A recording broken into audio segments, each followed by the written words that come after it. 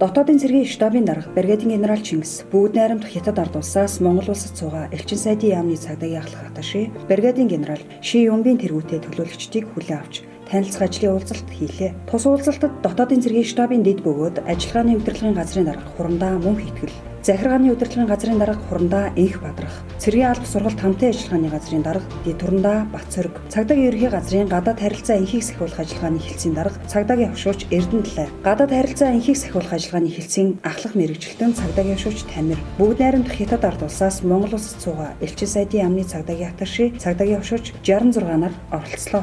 За дотоодын цэргийн байгууллага дотоодын цэргийн тухай хууль одоо шинжилэн батлалтай холбогдуулан бүсдийн өөрсдөө орсон. За энэ бүтцээр бол бид одоо гадаад хамтын ажиллагааг хөгжүүлэх юм газар элч бас байгуулагдаад ажиллаж байна. За энэ ажлын хүрээнд дотоодын цэргийн байгууллага гадаад харилцааг юу бэхжүүлээ. Албаагчтай одоо ижил дотоодын цэрэгтэй одоо ижил төстэй улс орнуудын одоо үйл ажиллагаатай танилцуул гадаад харилцааны чиглэлээр албаагчтай одоо сургаж бэлтгэх юм олон талтай ажлуудыг хийхээр бас төлөвлөж байгаагийн нэг нь өнөөдөр бид нар бүгд найрамдах Хятад ард улсын элчин сайдын яамны одоо цагдаагийн аташаа нартай одоо ажлын уулзалтыг зохион байгуулж явууллаа.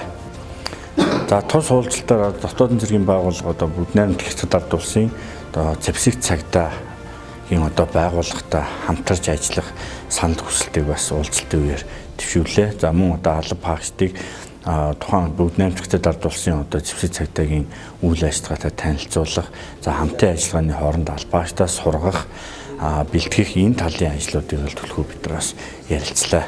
Уулзалтаар дотоодын цэргийн байгууллагаас бүгд найрамдах Хятад ард улсын цагдаагийн болон зэвсэг цагдаагийн байгууллагатай хамтын ажиллагааг өргөжүүлэх, харилцан туршлах солилцох, хамтарсан сургалт зохион байгуулах, харилцан санал солилцсон юм а.